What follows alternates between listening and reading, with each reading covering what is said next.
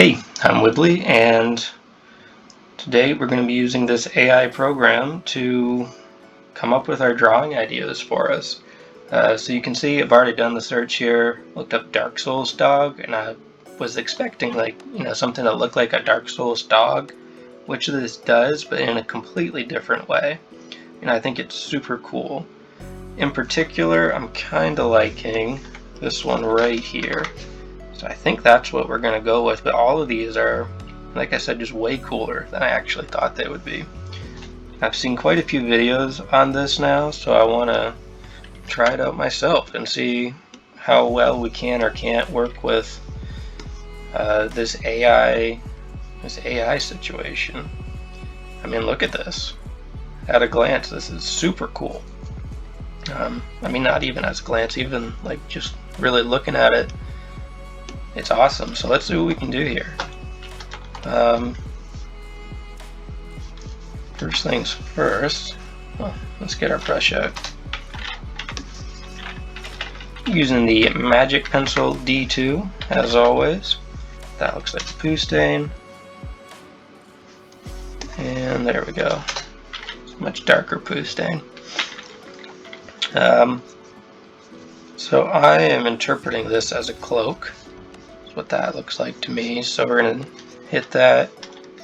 This is a shoulder pad for sure, like metal. Hit that. We'll look up some reference for this probably. All about that reference. And like I said, this is just already so cool. It's literally taken all the work out of the drawing this. Can I even take credit for this?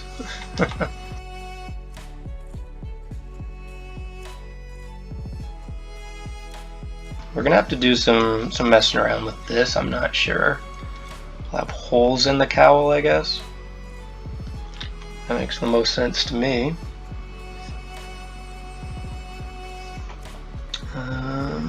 Dog face. We might get a little bit humanoid in the face, more so just with the eyes, I think. Seems like a good idea to me.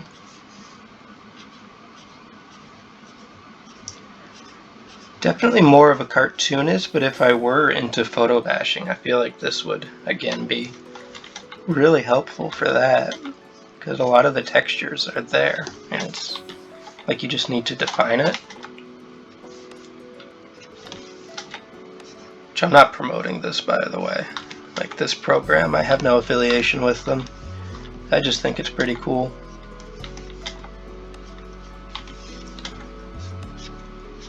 As a base, you know, you wouldn't want to like just call it a day at this, right? At least I don't think you would. I'm sure some people will try to. And now we're going to start getting into some more customization with it. Figuring it out on our own. Probably drop this for now. I'm sure we'll come back to it later though.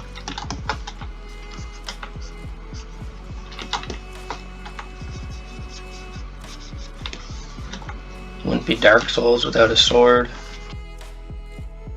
I've always said the most difficult part about drawing happens in this early stage, where it doesn't really look like you're doing a whole lot. This is where all the hard choices are being made.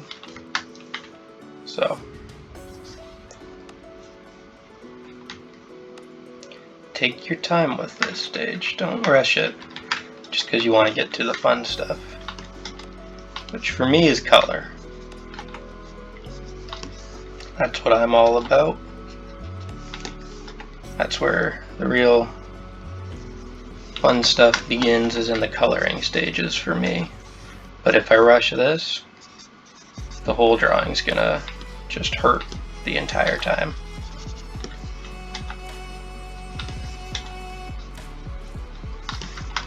And it's like they knew me. My love of hunchbacks. If you told me to draw a humanoid warrior dog, 100% it would be a hunchback. Hunched over just like this. I might mess with the face a little bit now. I don't super love what I'm seeing here.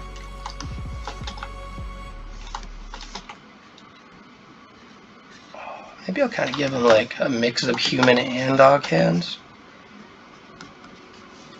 Get the best of both worlds, just like Hannah Montana.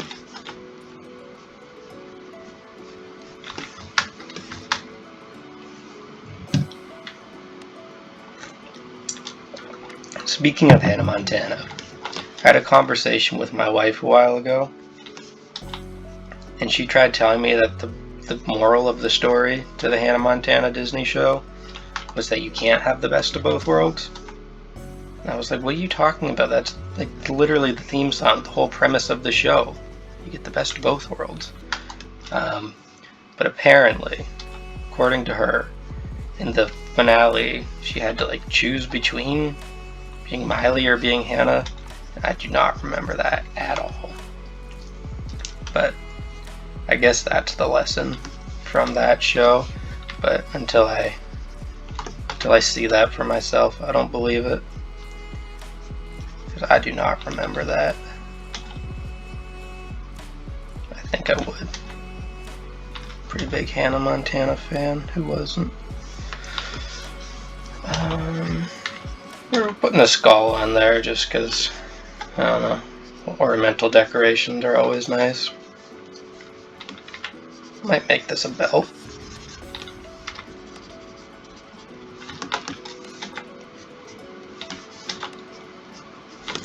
I think that's one of the cool things about this is like, you know, you could give this picture to two different people and like get two completely different results at the end.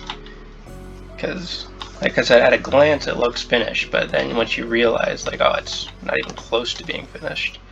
And it leaves a lot of room for interpretation when you like get into this, right? And like actually nailing it down. So pretty cool. I don't think I'll be like, you know, really interpret or putting it into my regular process or anything like that, but it's definitely cool. Once I messed around with it myself, I wanted to do a video on it.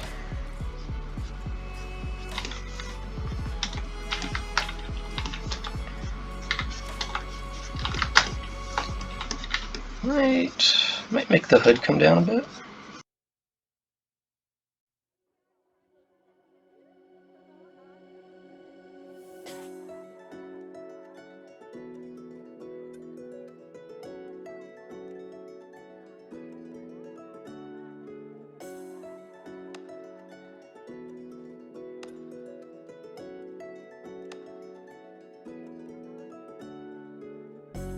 Oh man, I always have such a hard time drawing animal heads. I really should sit down for a bit and devote myself to learning it.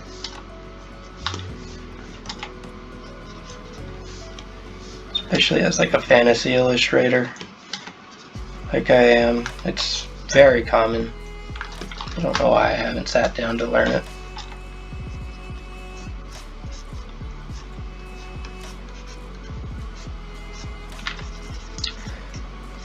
I want to take note too there, like with this one, I'm not just going to sit and copy that. If it were a photograph, I might consider tracing over a little bit, but not with somebody's art. And even with photographs, but especially with art, you don't ever want to like mash that into your work. Because that's somebody else's, you know, like this is obviously a very talented artist who put the time in to do this. If you want to reference it, like, of course, that's great. Reference my work, reference any artist you want. I don't think anyone has an issue with that. But it's if I were to, like, you know, literally take this and copy and paste it and, like, you know, that's when it becomes a problem. But if you're just referencing it, I don't personally see an issue with that. And I would really like to give you the name of the artist who drew that, but I don't actually see it here. It looks like it was just sort of posted at random, unfortunately. It is unfortunate, man. You never want to not credit people who worked on something. Super uncool.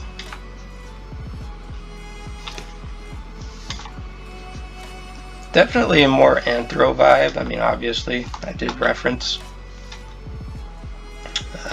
I think that's still considered furry art. I don't know.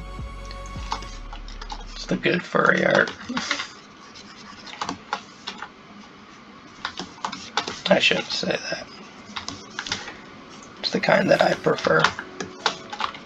Not that I am a furry and have strong preferences, but I think I'm going to stop talking now.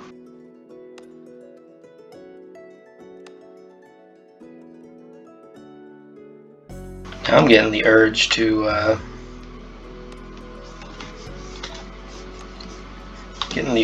make this drawing more dynamic, because the pose we were given here is kind of stagnant. I'm starting to realize, and actually think about that at first. I was just so impressed that it actually looked like the character.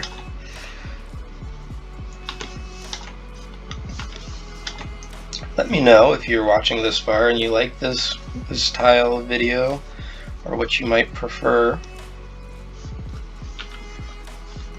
I am looking to start making some more videos, so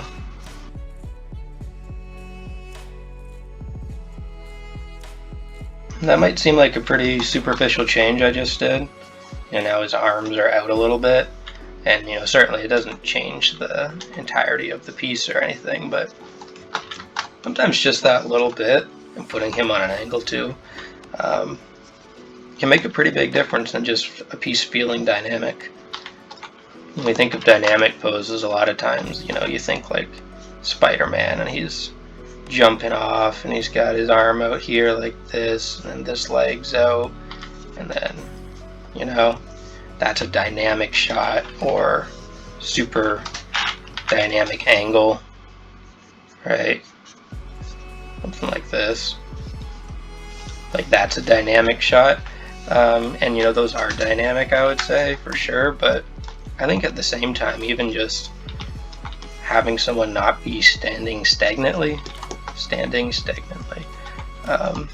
can aid in it. And I still wouldn't, dynamic isn't the first word I would think of when seeing this piece here, but it's a lot more dynamic than it was in just this weird kind of pose that you would never actually find anyone in.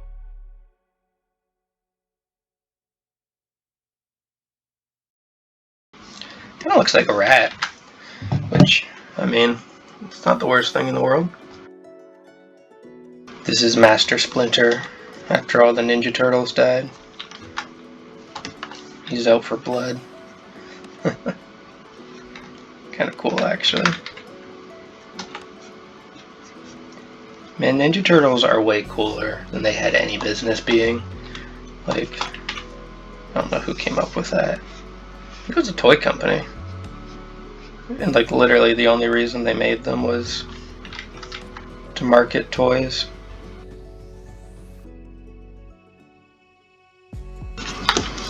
Starting to think now, maybe I was a little too on the nose with the skull here. The skull belt loop, I don't know.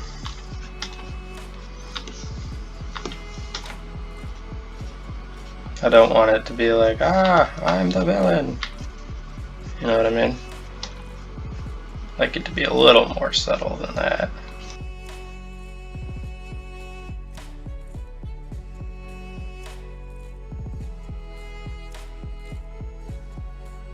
So that's not bad for a sketch. Not bad at all, eh? Do we want blood dripping? Is that too violent? Maybe YouTube won't like that. It's bean juice.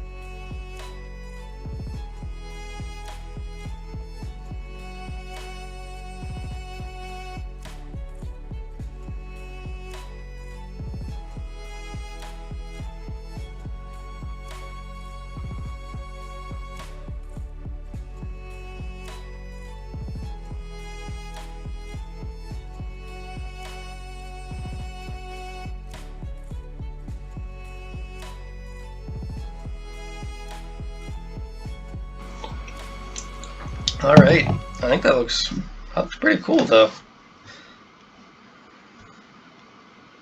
From this to this. And in just a little bit, I'm going to get this guy colored out, and I'll show you the final then. Can't wait. Alright, we're back after, I don't know, an hour or so maybe, and we finished it up. So we went from this to this. I'm pretty happy with this guy. I think he looks really cool. And again, the AI, whatever that stuff was, I think that was really good. At least in this instance. I have had other times where it didn't go so well, but yeah, I think this time they really nailed it. I'm happy with the drawing. If you think it's cool too and you'd like to support me, you can get the full res version of this over at my Patreon. There'll be a link in the description. And yeah, thank you for watching.